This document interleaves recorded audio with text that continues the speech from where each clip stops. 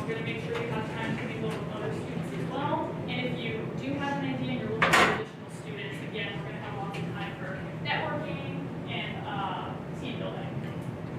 So, you're all here to hopefully win a portion of $50,000 on April 24th.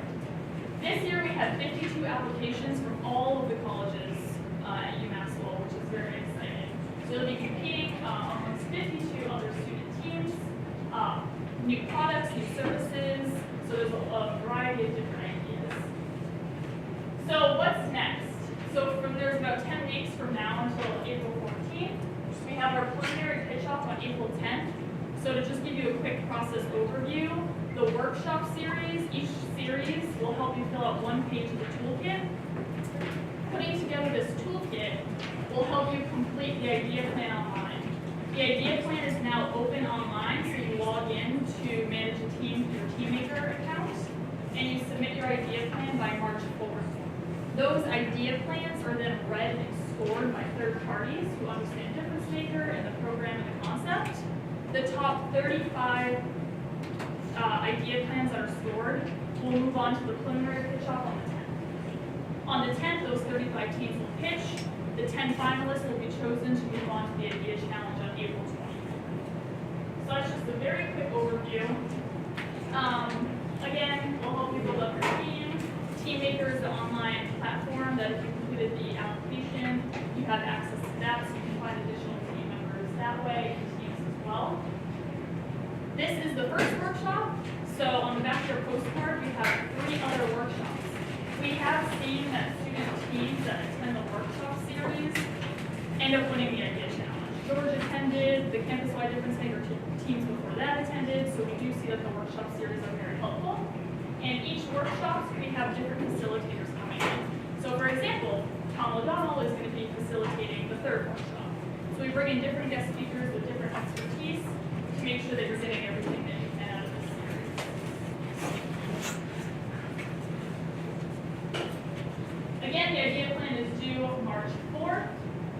We'll also help you with your rocket pitch, so developing your PowerPoint as well as actually presenting it.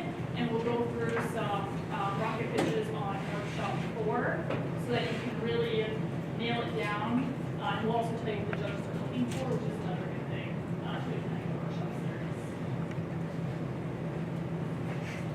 So I know this is hard to read, but I just want to go through this because sometimes students come to Difference Maker and they say, okay, if I get involved, well, what's next? So you're here right now at the start of Difference Maker. So you probably came to Difference Maker Central, you had an idea, now you're going to be going through the workshop series, you're going to be pitching it. Once you get money, we'll put you into a summer boot camp where we bring in more guest speakers, more mentors, more judges. You work with those mentors and facilitators over the next year or so. We help you spend your money. We connect you with lawyers to incorporate as a company, to submit patents. So if you have something that can be protected, we make sure that we connect you with the right people there. And then after that, we have connections with other accelerators in the area as well as Boston, as well as ways to raise additional money. So let's say you win $5,000 and you need money beyond that, we'll connect you with all those different resources. And Tom O'Donnell has been very helpful with that. So I mentioned he oversees the Innovation Hub in Lowell and April. So there's equipment there to use, there's entrepreneurs there to talk to, there's space to rent, events to attend. So our resources span the Difference Maker program to the UMass campus, the UMass system, and beyond. So just keep that in mind. Once you get involved, you have access to all of those different resources. So very quickly, you might have met some of our faculty fellows already. Some of these will be guest speakers at our workshop series, but we have at least one faculty fellow in each college, and these individuals are here to help you succeed, to help you brainstorm your ideas, to help you build up your team. So they have been very instrumental to the program. Again, I'm Holly Butler, and then Hafo is my colleague, so you'll be meeting her as well. And then our Express Block students, who I mentioned. All right, so any quick questions before we start the next step? Any questions about the process? Okay, thank you. So with that, I'm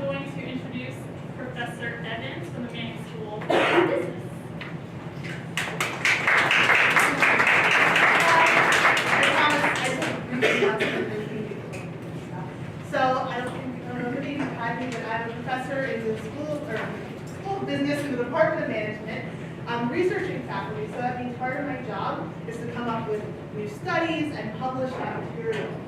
My area of expertise is actually around how do teams innovate, how do they work together to come up with particular new ideas.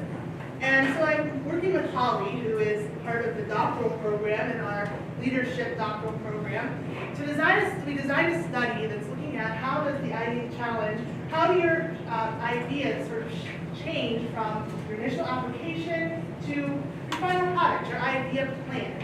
And particularly, how do your ideas about your team, how your team works, what does that have to do with it? With the hope of understanding for future idea challenge teams and the greater sort of innovation knowledge all, sort of how do these ideas share? So, what does this mean for you guys, right? So you may have seen an email that we sent out after you submitted your applications. We sent them out to your student, your UML email addresses end of last week with the pitch or the plea for you to participate in our study. Basically, our study is two short surveys, like they're taking about less than 10 minutes each. One now, as soon as you could possibly take it, and one after you submit your idea plan, where you'll tell us a little bit more about what did your team actually do, how did that actually go. Of course, no one will see your results. It's all going to be completely confidential, seen by me, and we'll strip sort of any information about you out when we aggregate the responses. So, survey now, survey later. If you participate, of course, you'll be contributing to the wonderful knowledge of the world, but more locally, if you participate, if you take the surveys, we'll give you a free coffee. $5 to Starbucks downstairs. We'll send you a gift card and give you a t-shirt. So, because we know that even though they're short surveys, that you're taking some of your time out of your busy day to take them. So, let me just make sure. So 2 short surveys sent in. So what should you look for? So one, we already sent out an email last Thursday, but we'll send it out again after that I told you all and to be looking for it. And so we'd ask that you take this survey at the beginning, and then we'll send a follow-up link beginning in March after the idea plans are due for you to take it then. Does that cover everything? Yeah, I had to make a little note to myself. Do you have questions? So I'll leave some, I have some information sheets about the survey. I'll leave about the study with, I'll leave it with Holly. But if you click on the link in the email that gets sent, all this exact information is the first page that you have to see from the IRD. So you have it electronically as well. And if you have any questions, my contact information is on there. It's on the email. You can let Holly know since she's part of the study. She will have, the answers. And I also want to point out, it's of course voluntary. It's not going to affect the idea challenge results. We're completely separated from any judgment. So, but we thank you for your consideration. Thank you. How many of you saw that email that went out? I'm just curious. Okay, that's good. How many of you completed it? Okay, so for those of you that have not, please. This is confidential. Okay, so please fill it out. That would be very much appreciated. So then I'm going to pass it over to our guest speakers for this evening, Professor Chahine and Professor Ghaziri. Thank you.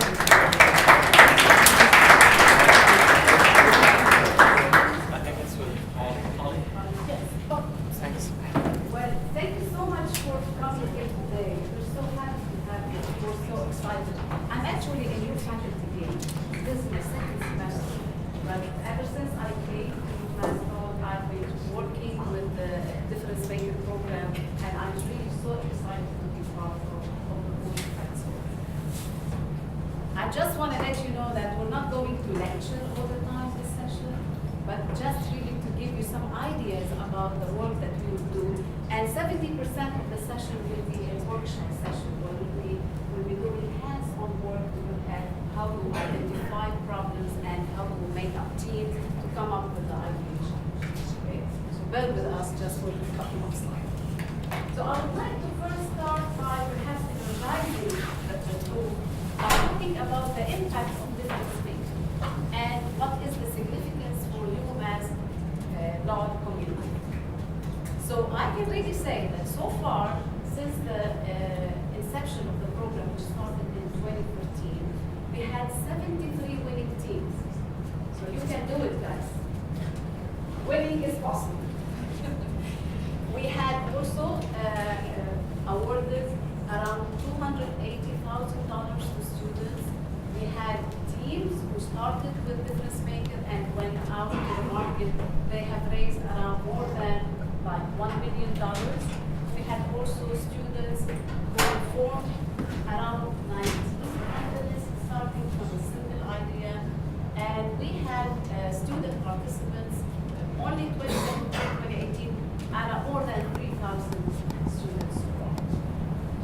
So, again, thank you all for being here today for our first workshop. I'm a faculty at the School of Nursing, and looking at the impact of the Difference Maker, I've been here for 3.5 years. So I was really impressed with the program, the degree to which the program engaged the student, and how much successful students went on their own private ventures based on participation in the Difference Maker. So being here is a great step for you to move forward with your ideas and challenges in order to start your life as an entrepreneur.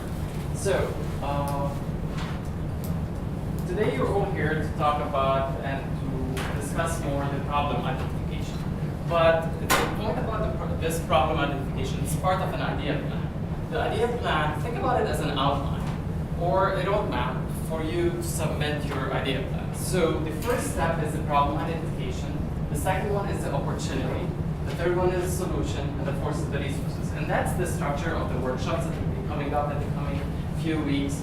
So it will help you to map out your idea based on this outline.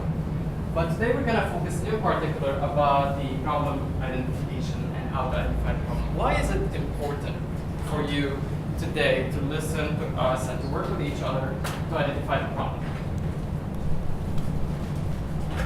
Any thoughts, suggestions?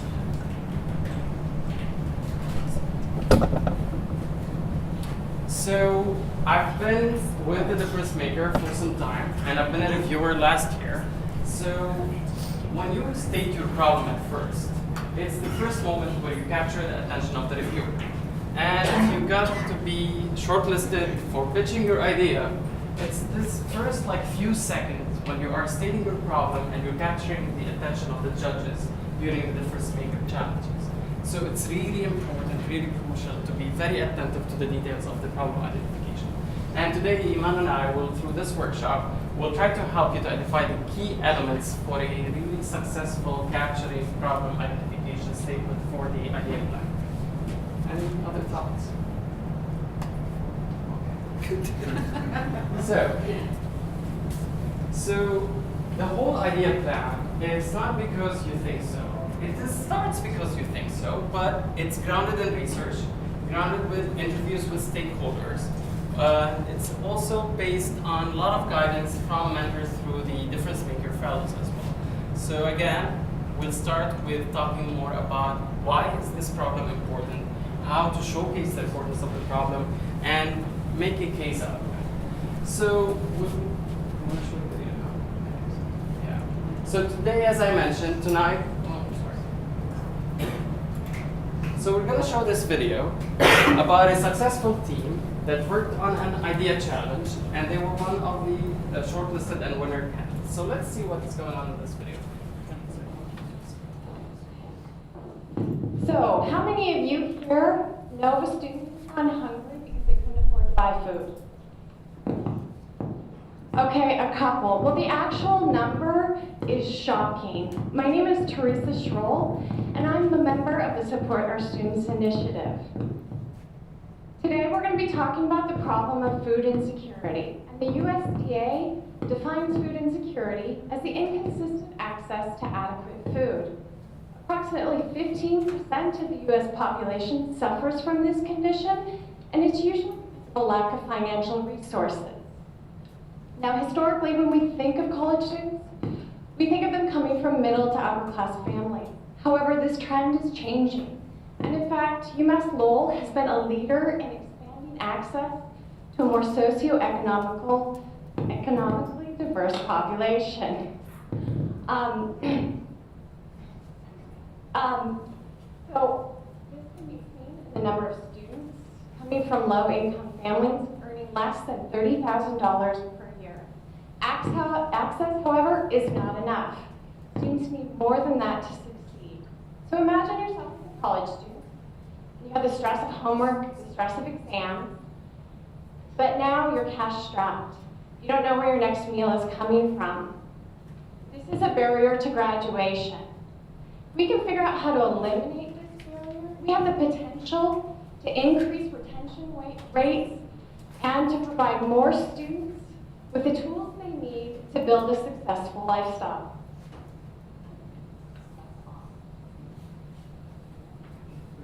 Okay, so our team wanted to learn more about the situation in Lowell, and as true community psychologists, we decided to go out and talk to our local leaders. One meeting worth mentioning was with the executive director of the Merrimack Valley Food Bank. It wasn't more than 5 minutes into this meeting which she expressed serious concerns that the college students of Lowell are going hungry. So we came back to campus and conducted a foot poll. We asked one question. In the last 12 months, have you gone hungry because you couldn't afford to buy food? 26% of our students said yes. That's 11% higher than the national average. And clearly from this graph, you can see that the federal assistance programs put into place to address food insecurity are not reaching our college population. Okay, so what we want to do is eliminate this barrier as a way for our students to become more successful. Okay, so we found a solution. We're going to be a nonprofit. So, we've seen here a successful difference maker team that identified the problem of food insecurity on campus. Listening to the speaker, what are key characteristics or distinctive features that you noticed in her problem identification? The target. Target, okay. Can you elaborate more on that? Yeah, I mean, she specified that she did research on campus, so it's more targeting the student life, not like outside of the Okay. So the target, she specified the target population or who's the audience she's addressing. So this is good. The who, in other words. What are the other significant features in the problem statement? Yes, sir. She had a lot of research and statistics about the national average and the average here at the school and was comparing those. Okay, excellent point. Research and statistics. Again, numbers speak louder than just words. The numbers are striking. And hunger on campuses and food insecurity is a national issue in the United States. So that's another thing that the speaker highlighted. What are other features that you thought about in this? Yeah. She incorporated a personal interview. She incorporated personal interviews. She didn't only rely on research alone. She did personal interview with the stakeholders. She talked with the people that might be concerned or know about this problem. What else? Yes. Lots of like raw data, usually like physical charts. The visuals that she used and the data that she used was presented in a way that was really easy to understand for the presenter and the audience. That's a good point as well. Yeah. Well, thank you. Well, she Yeah. made it relatable by asking the audience who here knows someone that can't afford food. They made them think about their community around them. Made it relatable. She engaged the audience, which is good. She captured their attention. They are listening. Like, oh, what's coming next? Yes. Should I do mine? These are all important points. So other thoughts, other suggestions, or other things that you noticed through this video? So these are key characteristics that she used, as you mentioned. She utilized data. She did comparison with the national averages, the utilization of visuals and bars and bar charts, as well as the fact that she did a survey and she interviewed key stakeholders. Things look like that. Oh, yeah, sure. So, This one. yeah. So what we're talking about tonight is how do we really clearly state the problem? If we don't have a clear statement of the problem, we cannot move forward. So that's what we're going to do with Interact. And when we're focusing on the problem, we want to see how significant is the problem? How meaningful is the problem? Who is affected by this problem? And why is it important? Why is the problem that you're thinking about is so relevant in the context that you want to perhaps do the study in?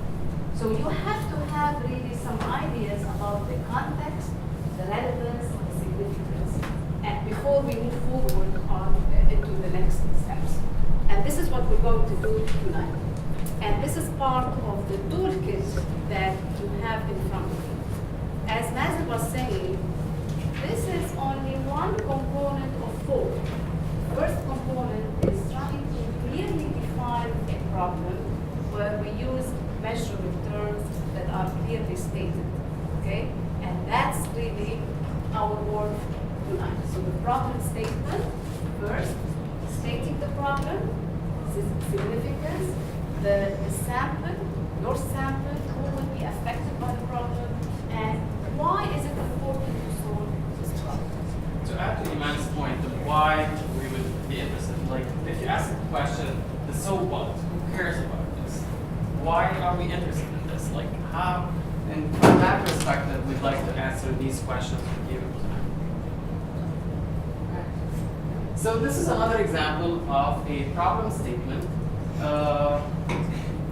about the implementation of a biopopular in Haiti. I'll give you a minute to read this and to see how they phrase this problem in terms of and to highlight the distinctive features. We already highlighted them beforehand, but take a minute to read it and to see how a good problem statement can be identified.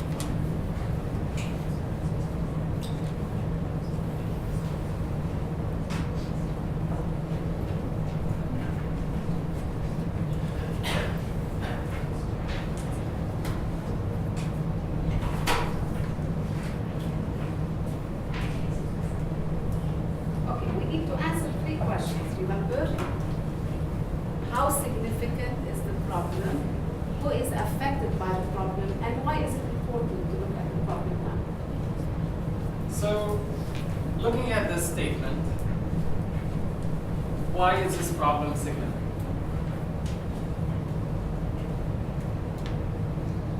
Yes? Yeah, it's associated with mortality. Yeah. And who's affected by that? Okay, which population?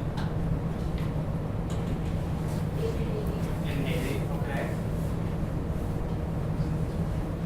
Why is it important? Why is this problem important?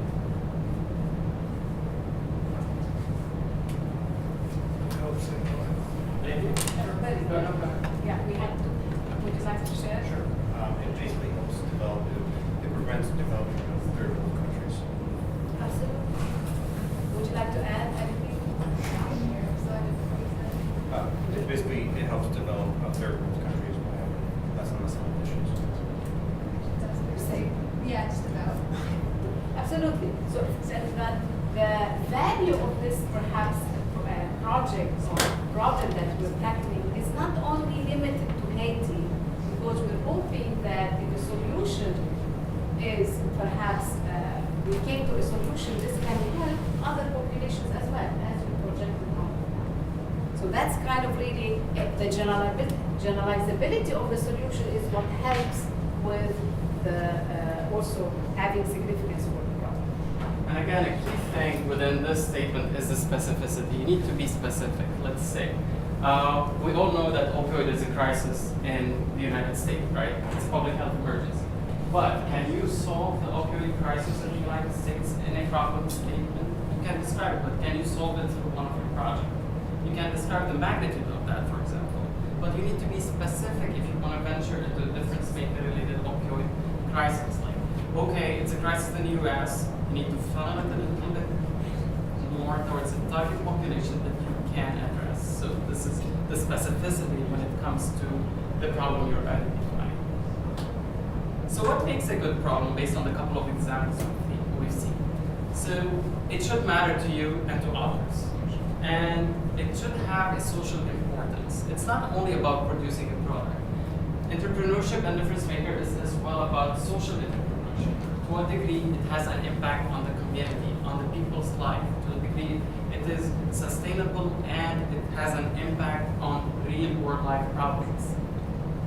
It's a problem that maps to the difference maker award. It can be based on have a significant social impact, contribution to healthier lifestyle related to innovation and technology, being pioneer and first in the market, and these are just categories of what the difference maker problem you can get. So in this workshop, we'd like you to be engaged with other students, or you already have your team. So how many of you submitted already your ideas? Okay. How many of you have your teams formulated? Okay. How many of you are here to recruit members for your teams? Excellent. So this is a perfect opportunity for all of the above that I mentioned. So there's a lot of work ahead of us, and it's coming almost an hour and a half or less. So let's so before we get into the details, we want to show a couple of successful difference maker projects that the students have were really winners for them. So this is the Food Insecurity project, the SOS, and this is an example of how they presented in their slides. You already seen the speaker. So it's a national food insecurity where it was almost 15% in 2012, and the bar chart does a comparison about how it's affecting low income students mainly, and how it might be a barrier to graduation as well. So, and accordingly, they were one of the winners of the campus-wide difference maker in 2014. This is another difference maker that they developed dentures based on innovative technology, and they identified the problem based on the need, as you can see, utilizing concrete, specific, measurable data. And they evaluated as well what are the current solutions and the challenges to those solutions to their problems. Another one was by QVAL. It was based on nurse fatigue, and they identified what were the factors that affect nurse fatigue and how it leads to decreased satisfaction, medication errors, and delayed interventions, and how this affects patient safety.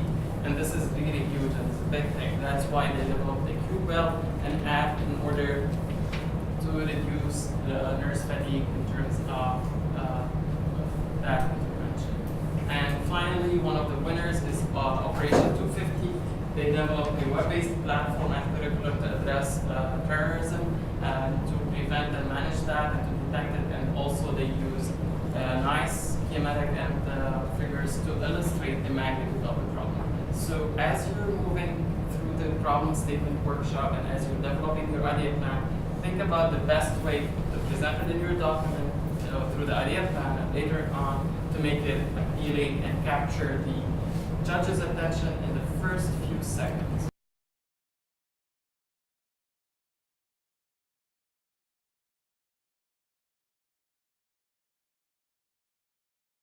For you, we want to make stores more efficient for shoppers in a rush by eliminating lines.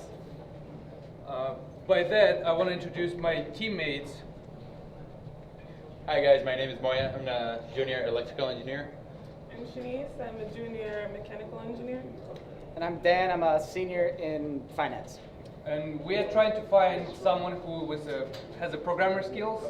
And additionally, if you're good, we're gonna have a designer or to create the mock-up for it.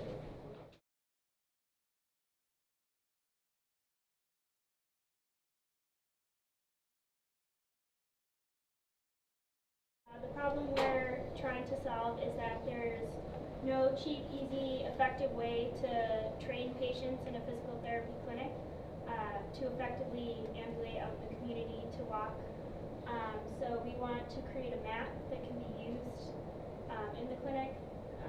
So we're mainly looking for engineers, especially anyone who has experience with working in plastics.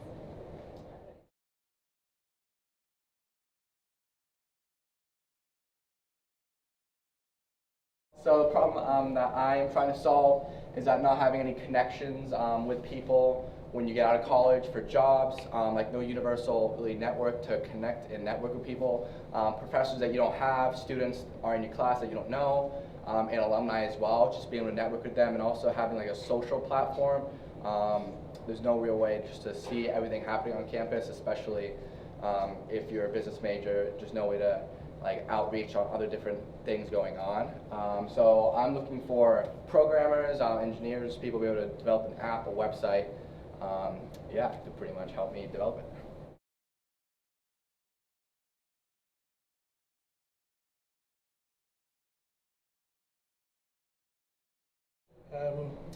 My problem is on a small scale, fidgety hands. I'm trying to create a device that you can interact with an app through Bluetooth, which also help reduce arthritis in your hands.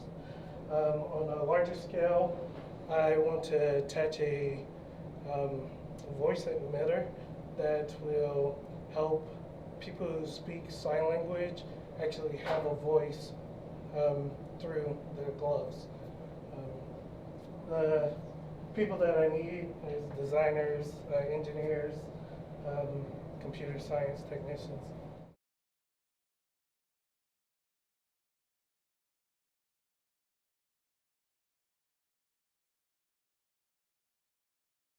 Current response systems for emergencies are obsolete and inefficient.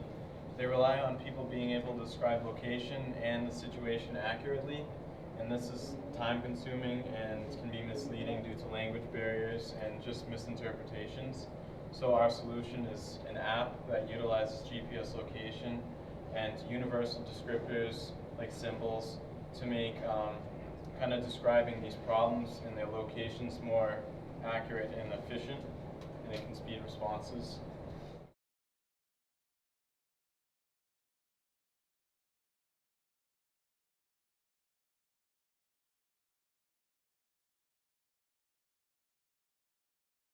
The one problem I want to tackle through my project is trash. So I know that everybody throws out trash every day, and most of them just end up in a landfill, where most of the trash that we throw away can actually be recycled. And yeah, so I am by myself right now. I need to do more research into this project, obviously, so I am looking for anyone and everyone who's interested in joining my team.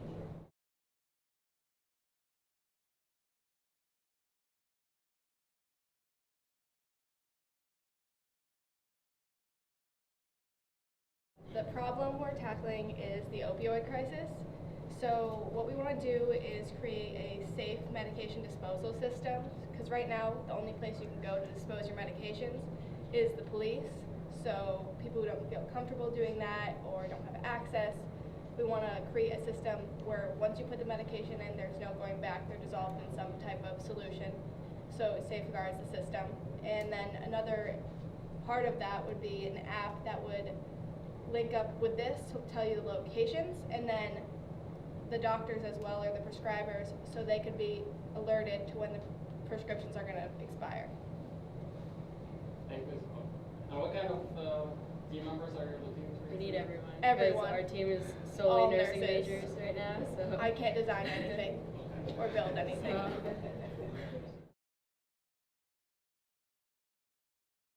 FAM is our project, Financial Action Manager.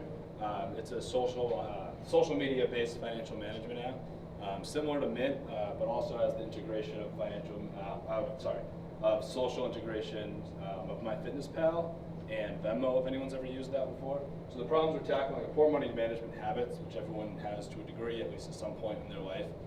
So the earlier you get that kind of figured out in life, the better you'll be with investing and saving and donating. The next one is low budget app retention. Apps like Mint had high retention back in like 2012, but they missed the ballpark a bit with different ways to link their bank accounts and inaccuracies and imbalances, which has messed up a lot of people's budgets and made them essentially useless for the market. And then poor stigma. A lot of people think that if you're like saving money or donating and investing, that your life is more stressful and that you don't have enough money day to day, but that's not the case. Saving money and donating money, you know where it goes, and chances are you'll end up with more money day to day and week to week. So you'll just be overall happier. Do you need people to join you? We're not really looking for people. If anyone has like a good amount of experience with like user interface development and design, for like some profile stuff. Like we already had version 1 out for beta, and we're in the design stage of version 2. So.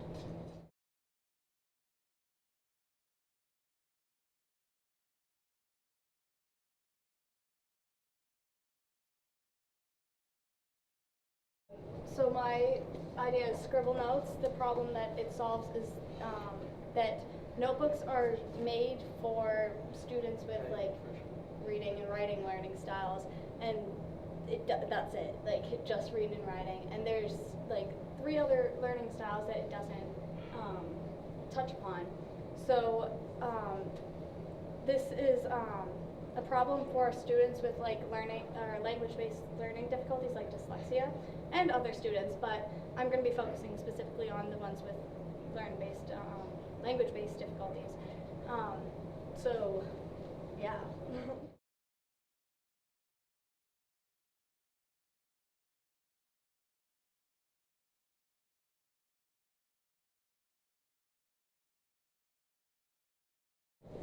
Sudden cardiac arrests kills 2,000 children and adolescents every year.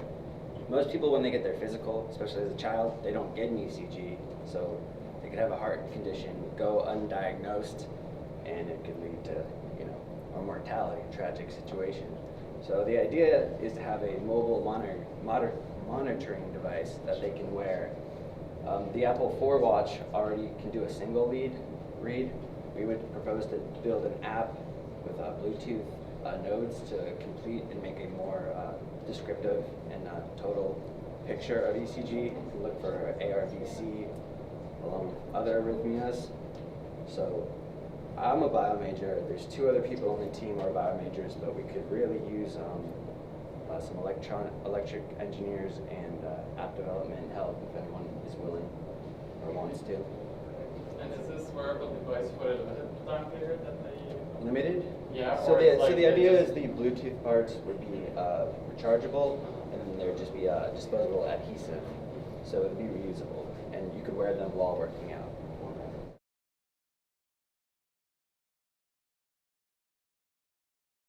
So our problem is ATM card theft. When the PIN is stolen, that's the main source of the cardholder's info. So we want to protect the PIN and scanners and just ATM theft by all means, because it affects millions of Americans every year and costs tens of millions of dollars and billions of dollars over decades. We could use another 1 or 2 teammates looking for finance or marketing majors, as well as computer science, programming.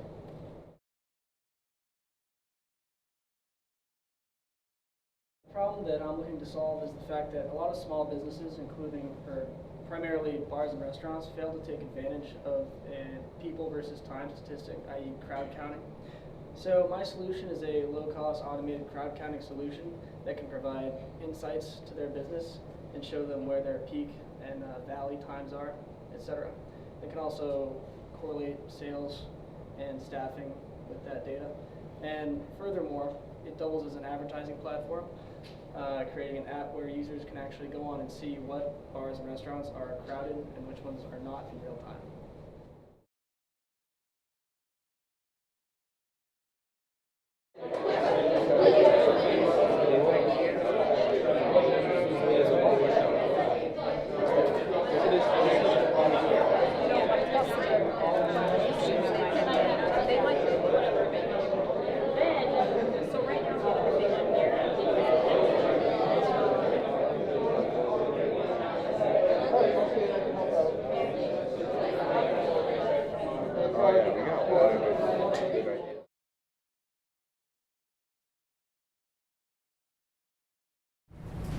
The next step is to test your assumptions. What does that mean? The judges like, when you are pitching your idea and you're presenting, is to show and demonstrate the fact that you talked and didn't go deeper. So we suggest you talk to at least 20 people who are affected by the problem that you find. You might think it's a problem, But when you talk to the stakeholders, people who are concerned, they might surprise you with another perspective. So take this into account. They can give you different perspectives. So this is really important. And judges like to hear that you went around, you talked to people, you surveyed, you did interviews, other sources, and you get data from other sources. So you've seen in the couple of examples, whether through the video or the slides that we showed, those who were successful really quantified the problem. Numbers matter. They show the magnitude. So utilize the library databases, whether on South or North Campus, to look at the literature and the research that demonstrate the significance of the problem. Then you can talk with difference maker fellows. We are available on the website, and you can reach us by email or by appointment. Talk to your peers, see if it makes sense. Holly and Ka as well are available to answer questions, whether it's related to the problem per se, the process, or I have a group of students who have some legal questions, so they can connect them with the experts that are can be helpful. Again, lots of resources are as well available on the webpage of the difference maker. The video that you've seen, it's available on YouTube. You can see other successful difference maker teams that pitched their ideas and got the funding. So see what others have done and what you can learn from those videos. These are all good resources for you to use. Yeah. So what you can do, go to the literature and have some evidence that says this is a significant problem, and that's what the research is saying. Then you can do what we call a pilot study. You can have like groups of people when you go visit and talk to them, survey their opinions, and also have some statistics that show that it is significant in the context that you are researching. So evidence from the overall literature, and do your own pilot survey to see how this problem is affecting the immediate community that you are.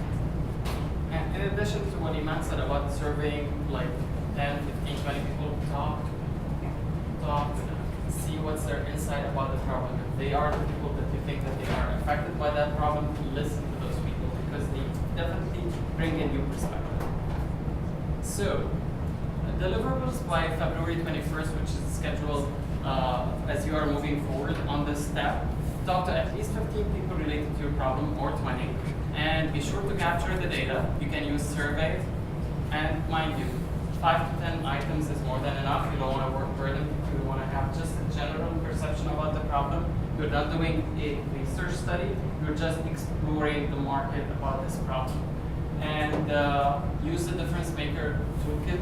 It's outlined step by step. It helps you to define your problem for the ideal plan. Again, who's affected by the problem and how many. Again, re-emphasize how important it is to highlight statistics and numbers. Why is it important to solve this problem? What's the significance of it? Talk to people who are affected by it.